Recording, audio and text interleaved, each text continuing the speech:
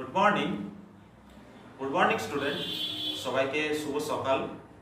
আজ আমি একটা ভিডিও বানাতে যাচ্ছি কিছু ইনফরমেশন দেওয়ার জন্য। আমরা প্রথম দিন থেকেই বলে আসছি যে পর্যটক গুরুকুলে যে পড়াশোনার মান সেটা একটু স্ট্যান্ডার্ডই থাকে এবং আমরা আজকে প্রমাণ পেয়েছি। আমরা যে সমস্ত সাবজেক্টগুলো এখানে পড়ানো হয়, মানে অল সাবজেক্টই পড়ানো হয়, সেই সমস্ত সাবজেক্টগুলো ইন ডেপথ কনসেপ্ট ক্লিয়ার করা হয় এবং তারপরে পরীক্ষার মাধ্যমে আমাদের সেই কনসেপ্ট ছাত্রছাত্রীরা কেমন শিখেছে, কোথাও কোনো ডাউট রয়েছে কিনা, সেগুলো সমস্ত কিছু নজরে রাখা হয়। এবং পরীক্ষা নেওয়ার মাধ্যমে আরেকটা জিনিস ভালো হয়, তাদের মধ্যে যে পরীক্ষার ভীতিটা রয়েছে সেই ভীতিটা কিন্তু দূর হয় এবং আমাদের যে ভুল ভ্রান্তিগুলো রয়েছে সেগুলো পরীক্ষার মাধ্যমে আমরা রেকটিফাই করতে পারি।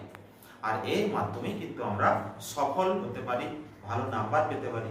শুধু মুখস্থ করে কিন্তু আজকের দিনে নাম্বার ভালো পাওয়া যাবে না, এটা ছাত্রছাত্রীদেরকে বুঝতে হবে।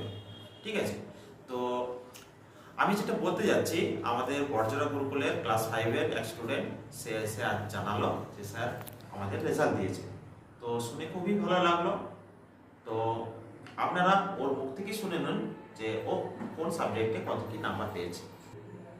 আমি বাংলাতে 20-এর মধ্যে 20, অঙ্কতেও 20-এর মধ্যে 20, আর পরিবেশে 20-এর মধ্যে 19, ইংরেজিতে 20-এর মধ্যে 18, আর স্বাস্থ্যতে 10-এর মধ্যে 8, আর ছবি আঁকার হাতের কাজ মিলে 10-এর মধ্যে 8 পেয়েছি।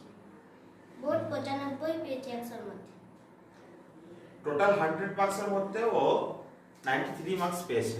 ঠিক আছে, তো আপনারা শুনলেন ও নিজের মুখেই বললো যে ও এই সাবজেক্টে এই নাম্বার পেয়েছে।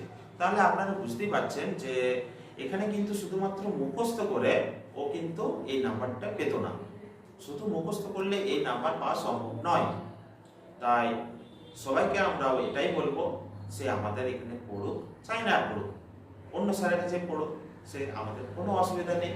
কিন্তু সমস্ত স্টুডেন্টদের কাছে আমাদের একটাই রিকোয়েস্ট, তোমরা শুধুমাত্র মুখস্থ না করে যে কনসেপ্টগুলো, আমাদের যে সাবজেক্টের কনসেপ্ট, সেগুলো তোমরা শিখো মাস্টার মশাইয়ের কাছ থেকে, দিদিমণির কাছ থেকে, এবং সেগুলো বাড়িতে ভালো করে রিভাইজ করো, ভালো করে পরীক্ষা দাও, সেখানে রেকটিফাই করো যে কোথায় কোথায় ভুল হচ্ছে।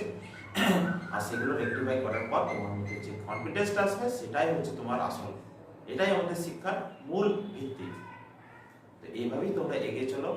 আগামীতে তোমাদের সাফল্য আমরা কামনা করছি। নমস্কার।